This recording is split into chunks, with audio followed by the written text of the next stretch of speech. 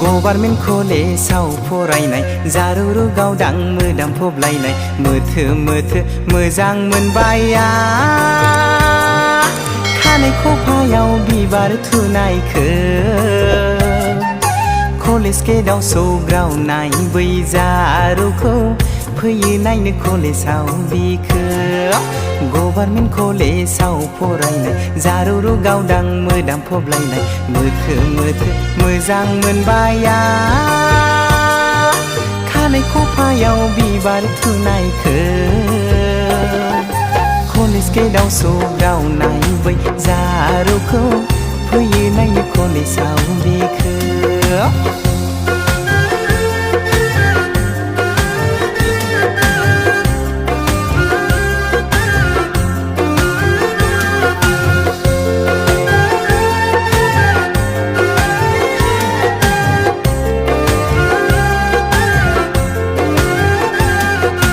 नाजावदो लाइजामखौ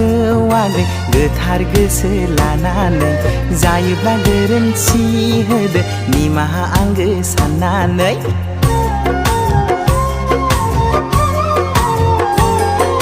नाजावदो लाइजामखौ आगै गोथार गोसो लानानै जायोब्ला गोरोन्थि होदो निमाहा आंगो साननानै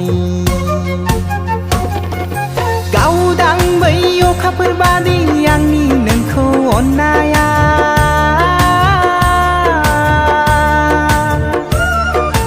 गोथौ बै लैथो बादि आंनि मोजां मोननाया थैजों लिरहरनाय आंनि गोथार नैबे लाइजामा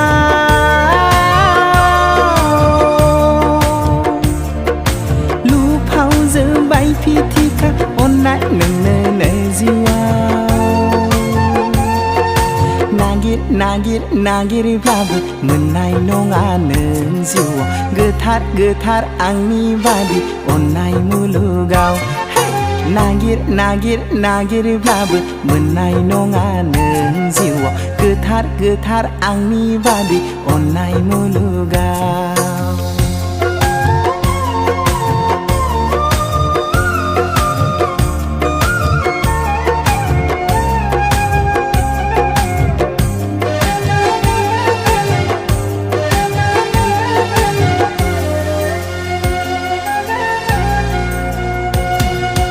गभार्नमेन्ट कलेजाव फरायनाय आदाथि फुथ्ला बबेनि नोंलाय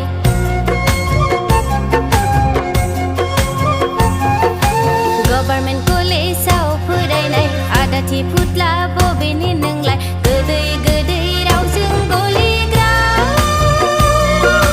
दासान नों आंखौ आदा गब्ला सिख्ला फोथायनायावब्ला नों फाखा गब्ला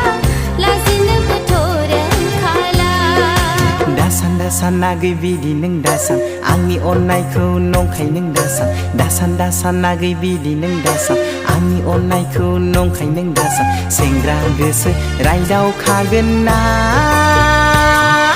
सिखोला नुब्लाय दावखागोन ना है है सेंग्रा गोसो रायदावखागोन ना सिखोला नुब्लाय दावखागोन ना बिबारि नोङो आंनि गोसो बेरानि बारफुनाय गोरलै बिथरायनो आमायथु खल'नि बिबारि नोङो आंनि गोसो